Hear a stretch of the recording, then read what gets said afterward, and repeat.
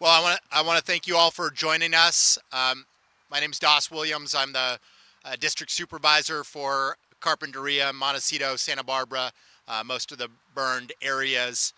Um, I want to thank you for being here, and I especially want to thank our first responders for all of their great work in the last month.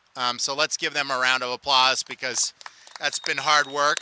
And I want to thank them for being here today, all representing multiple agencies, but also want to thank Cal OES, Cal Fire, U.S. Forest Service.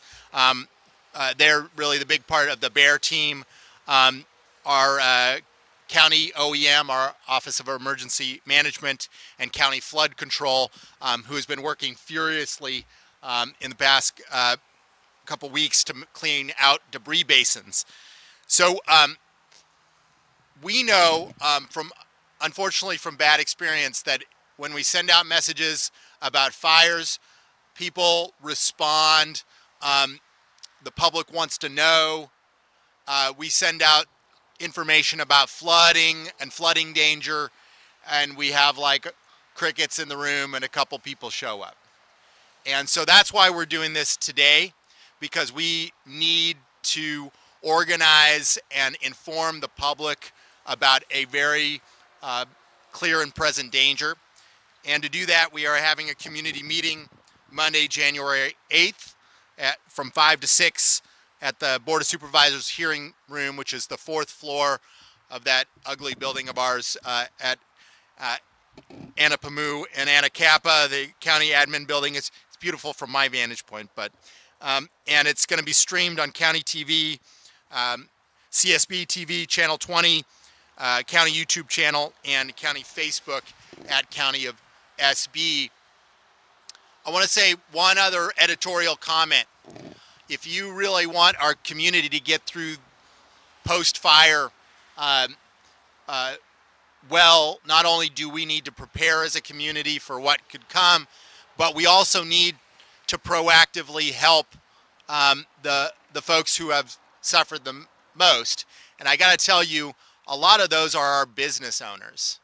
And so the other good thing I got to put in there is we have to shop locally if we want some of these businesses to survive losing out on a holiday season, which for many of them is devastating. So with that, I want to turn it over to Gina and our first responders.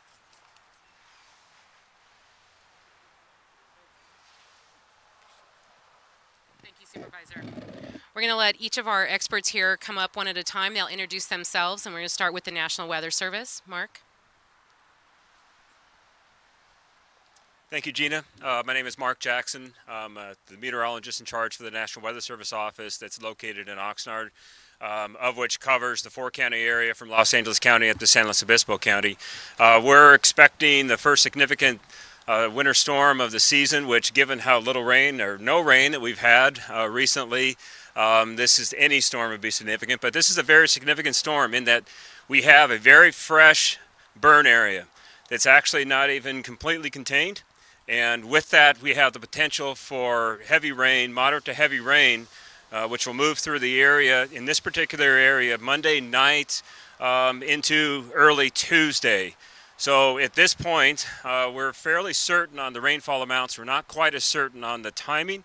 But as far as rainfall amounts go, we're expecting anywhere from 1 to 2 inches of rainfall down here in the Coast and Valley. As you go up into the foothills and the mountains, we could see 2 to 4 inches up in the foothills and the mountains. What's most important, though, is the rainfall rates that we're expecting with this storm system. Because with the potential for mud and debris flows and flash flooding in recent burn areas, it's the high-intensity, short-duration rainfall that is of greatest concern. And in the peak of this storm, which will likely be for this area Monday night, we're looking at the possibility of a 1/2 inch to 1 inch per hour rain rates, and even possibly higher with the potential for thunderstorms that might move through the area. So when you get that kind of rain rate, on a fresh burn area. The water literally runs right off the surface of the burn area. It carries with it anything that's loose, any sort of dirt, any sort of mud, any sort of rocks, any sort of burned timber that comes down the hillside. We work very closely with the United States Geological Survey on our debris flow warning program. And what they do is they determine the potential for debris flows within a recent burn area. And they've already made their assessment on the Thomas burn area. And I will tell you that the area that is above Carpinteria and some of this area, some of the higher potential areas for mud and debris flows, you get even higher potential as you go over to the backcountry on the other side. But it is of great concern to the National Weather Service. We will be monitoring this very closely for rainfall. We also have the potential for very strong south winds. Ahead of the storm system as it moves through, we could have some wind speed gusts up over 40 miles an hour down here on the coast out of the south. Higher wind speeds up in the mountains, possibly damaging winds up in the mountains in the higher elevation. So again, we'll be working very closely with the city and the county officials as this storm system develops. We have a briefing this afternoon for our partners. And as the weekend moves on, and as we get into our early part of next week, we'll have better clarity on what this storm system will be doing. And the one saving grace in this storm system, I will say, that is that it'll move through fairly quickly. So by late Tuesday, as the day goes on Tuesday, it'll start drying out a little bit. We'll have some shower potential maybe Tuesday, but then at this point now it looks drier all the way through the rest of next week. Thank you.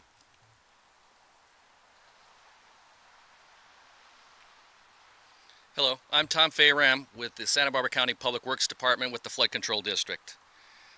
Wanted to mention that one of the things of having the press conference here is, were it not foggy, you could see the hillsides behind us, and it really gives a clear picture of what the threat is we're facing. It's a significant threat to our community, and we have not seen a fire of this magnitude over such a broad area that impacts so much of our county.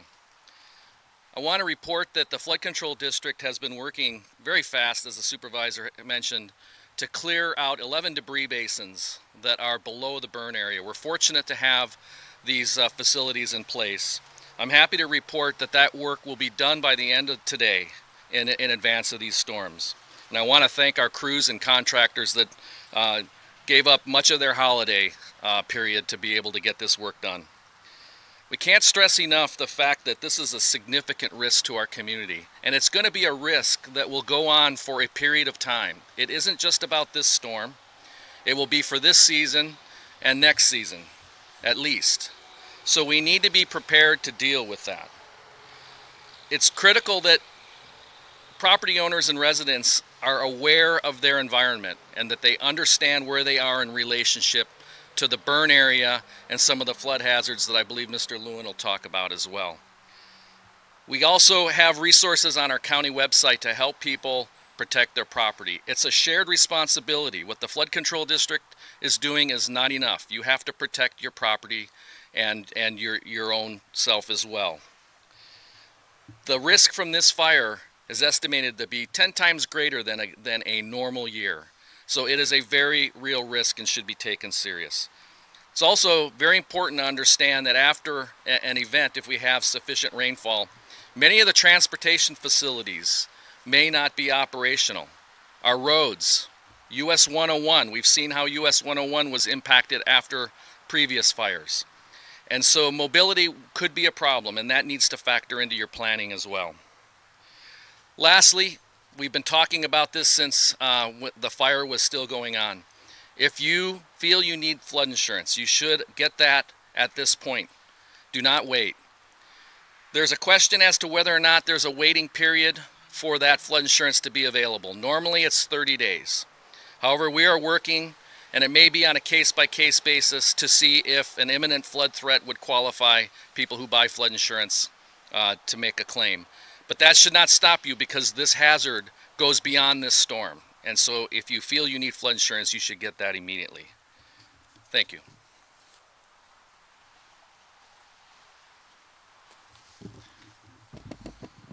Good morning. My name is Robert Lewin. I'm the Director of the Office of Emergency Management.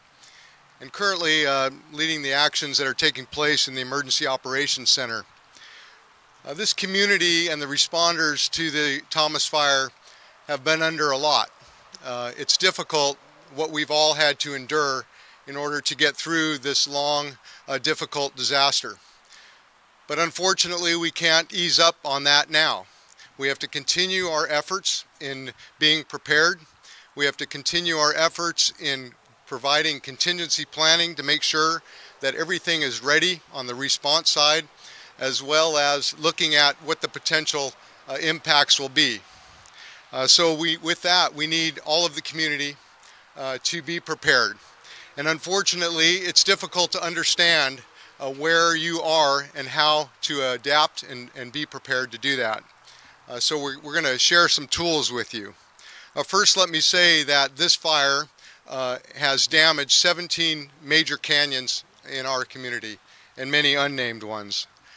There has not been a fire that has taken out that much of our watershed.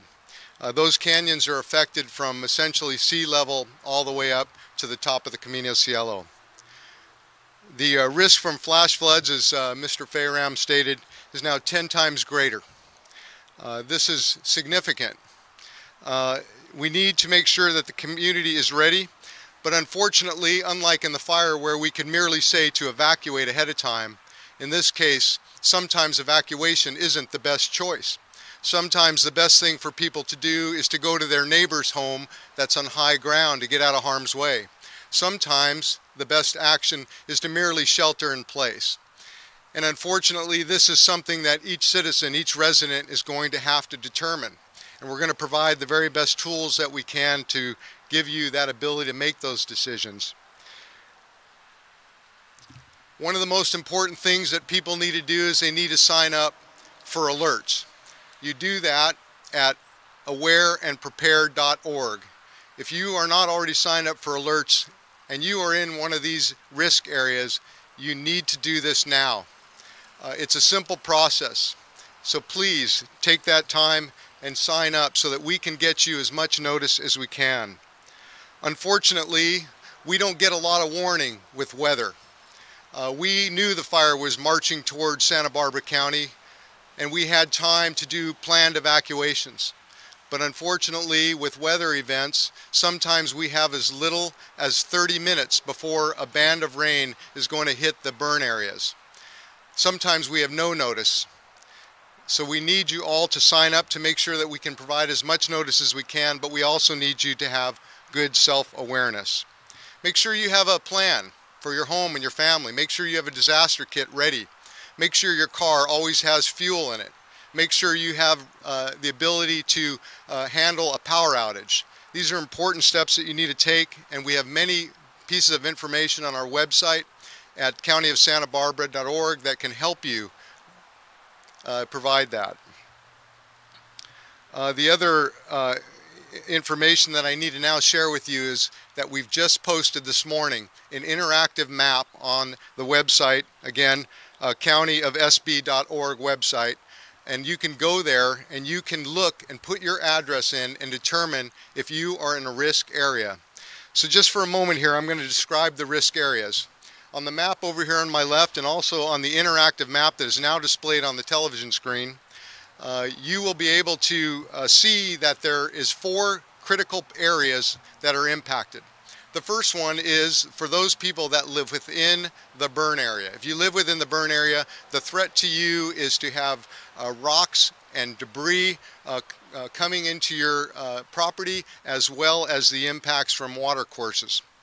The next impact area is the areas immediately around the perimeter of the fire. That can be up to a quarter mile depending on what the geography of your property is. Again, you need to be careful there. There's going to be the potential for very large rocks and debris and water and mud to move onto your property. The third area of concern is those people that live near water courses such as creeks. Those can become raging rivers of water and mud and rocks and debris. And if you live near one of those, you need to understand that. And you also need to have the plan that the roads, your driveways and roads may not be passable during those times. And then the fourth area of concern is the areas in the lowlands, the areas such as Carpinteria and the lower lands of Montecito. Those areas can be, have extra potential for flooding, and that flooding can include mud. While the impact may not be as fast and as furious as the upper areas, it will still be potentially damaging and deadly. So we need everyone that is in one of those areas to understand that and to take the preparation that they can to be prepared. And finally, the analysis that we're doing to do this had to move very quickly. But we will continue to do the analysis on these risk areas. We have with us today the team leaders for the burn area emergency response team from the U.S. Forest Service, and we have the Watershed emergency response team leader from CAL FIRE. Their group of people, and they'll be speaking here in a second, will be here for a long time continuing to do on-the-ground analysis. And to them, I just want to say thank you for all you're doing to help us out. Thank you.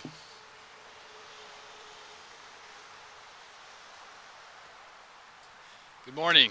My name is Kevin Cooper, and I'm the Burned Area Emergency Response Team Leader for the Los Padres National Forest. And the Burned Area Emergency Response Team and the California Watershed Emergency Response Team, who will be speaking next, are looking at the increased risk to life and property from the changes in that landscape and the post-fire effects from the rainfall on that burned area. Obviously, when that area burns off and there's no vegetation, the rain that comes is going to behave very differently. Also, the soil has been heated and has changed quite differently. So our role is to really assess what those changes are and bring this information so that we can create these kinds of maps. One of the first things we do is create what's called a soil burn severity map. That is used to create that debris flow map that National Weather Service talked about, and hence these other safety maps that we're looking at now. So that's what our teams have been up to for the last few weeks, and will continue to go that way. Some of the hazards that we're looking at from this, as you've heard before, include increased erosion off the hill slopes and sedimentation into our streams and some of those areas where we have reservoirs. We've got flooding concerns. There's rockfall concerns. When that vegetation's gone, now that rockfall can come down off those slopes and can be dangerous. That's also a hazard for our roads, but homes out there also. And I think the most dangerous thing that we've talked about and we expect to possibly happen, particularly on the storm coming, is something called the debris flow. And as you heard, a debris flow is kicked off by these high-intensity rain events, anywhere from around an inch an hour, which we expect to see on the storm. And it picks up that sand and silt and gravel and rocks. It's very powerful and it moves very quickly. And even though we have rain gauges on the ridge line, once those detect that level of rainfall, the debris flows may have been initiated, and it does not leave a lot of time, maybe 10, 15, 20 minutes before it even comes down this far. So it's really important to keep up your situational awareness of the weather if you live in these areas, and to respect the alerts. The alerts are going to be very important. Just waiting for notification that it's coming is going to be too late. In this case, we've seen that we have to be conservative, and there's likely to be some false alarms. You'll hear alerts, but you won't see it happen. It doesn't mean the next storm, it's not going to happen. So please keep up your situational awareness and know that these things can keep coming. We've created that soil burn severity map that we've looked at, and that's available. The debris flow map is created from USGS from that soil burn severity map. Those are both done and used for our teams. The BEAR team is out there assessing the impacts to the issues that are particularly on the National Forest Service lands, and the CAL FIRE WERT team, Watershed Emergency Response Team, is looking at these areas on the front country. So they'll be speaking with you next. I'll leave it at that. Thank you.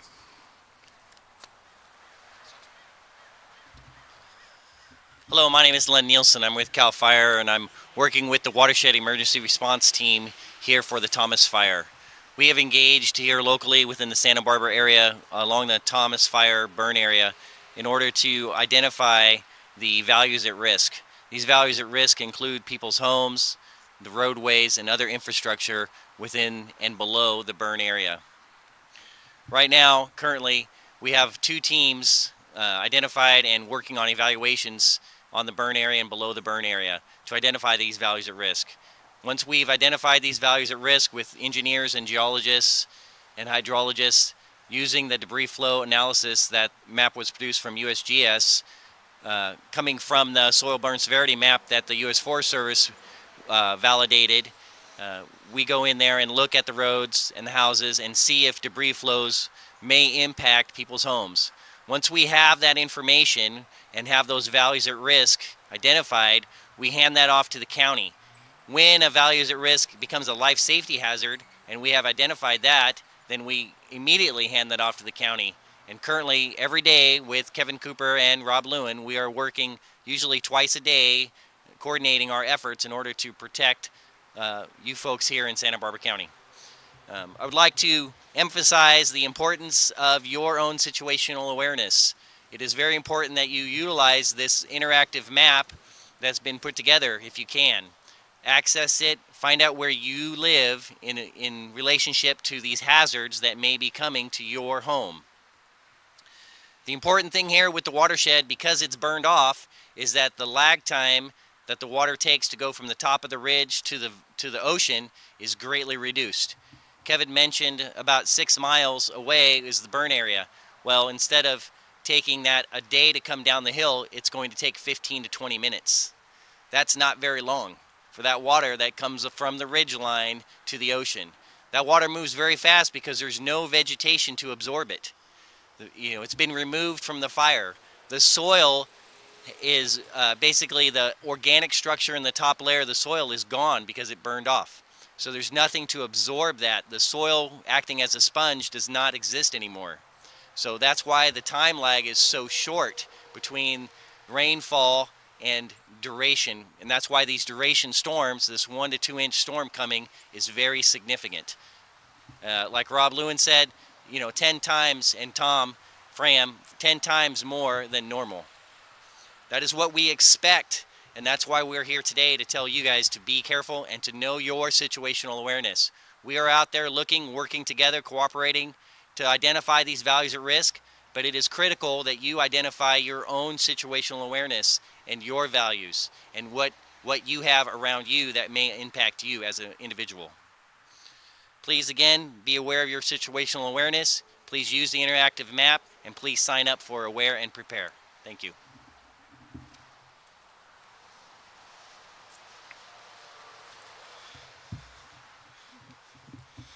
My name is Kelly Moore. I'm a commander with the Santa Barbara County Sheriff's Department in charge of this area and would be the one responsible for coordinating evacuations. It's been said several times before, you need to be aware of your situation. The difference, the threat that is provided by a fire is completely different than a threat provided by weather and flooding. The fire is visible, rain and weather. While you see it, the threat is actually how it moves on the ground and where it comes from. So we will get very little warning. Be ready to go now. Know your escape routes. Know how you're going to get from your home to a safe area in a moment's notice. Have items of importance to you, have those identified, packed in your car and ready to go.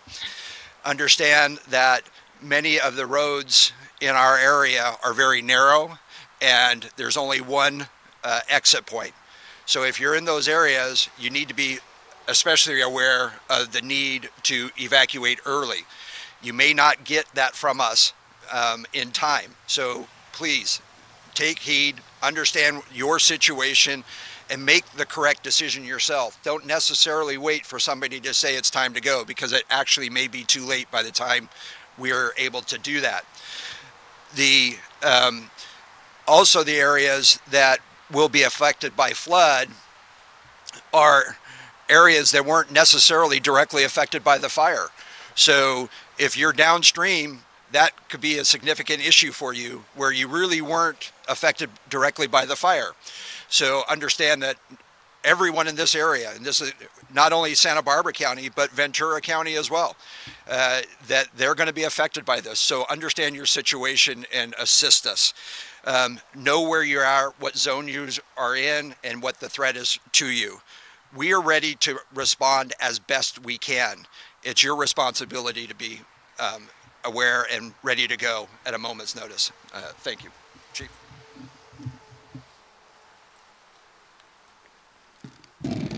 Good morning. My name is Ray Navarro, Fire Chief for Carpinteria Summerlin Fire District, and I want to leave us on an encouraging note.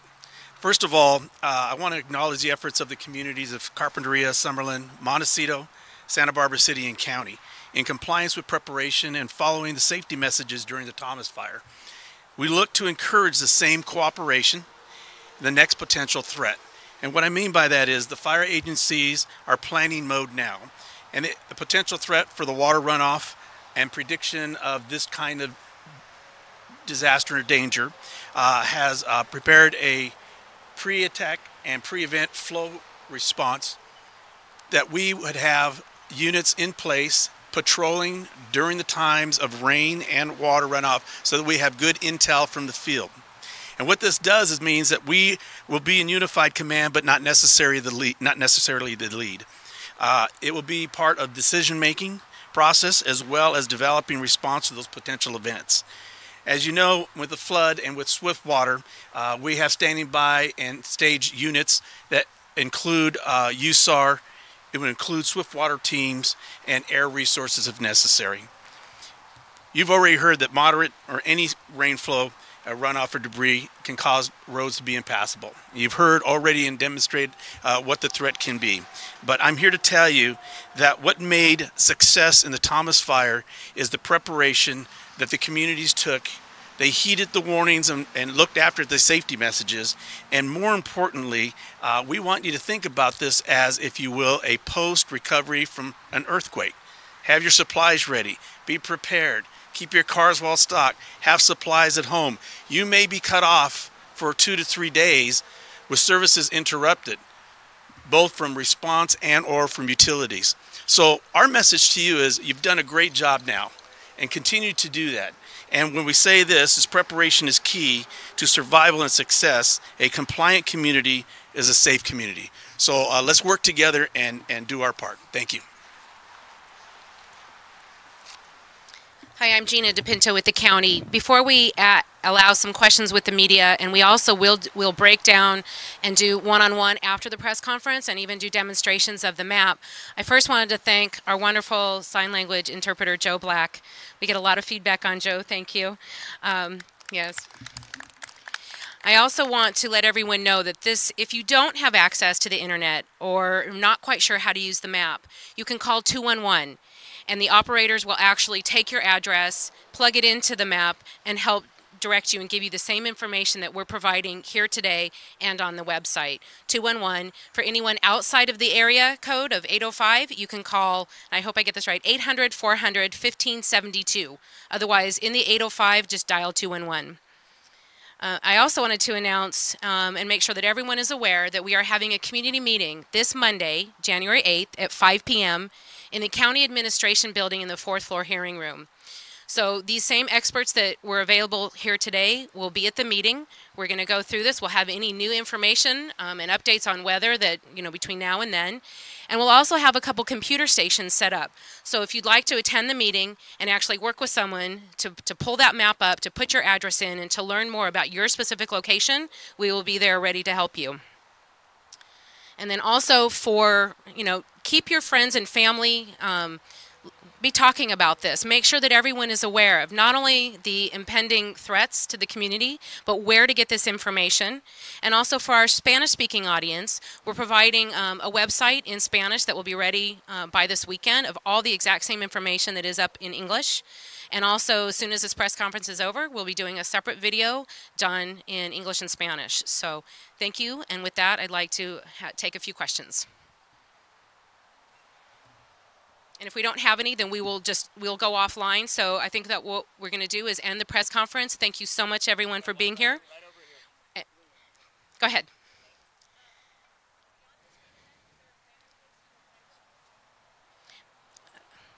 Tom with flood control, and we'll repeat the question. She's asking after the rain event, plan for hydromulching. And then after this question and he responds, I think we're going to break down and just do one-on-one. The experts will stay here and be available, and so we can also do some demonstrations. So thank you very much.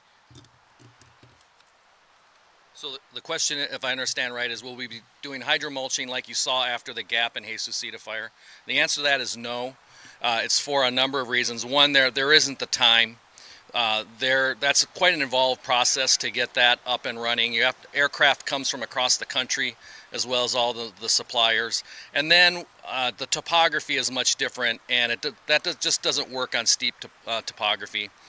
So individuals on their own hillside certainly can do applications of erosion protection, but as a bulk on the hillside, no, that will not be happening.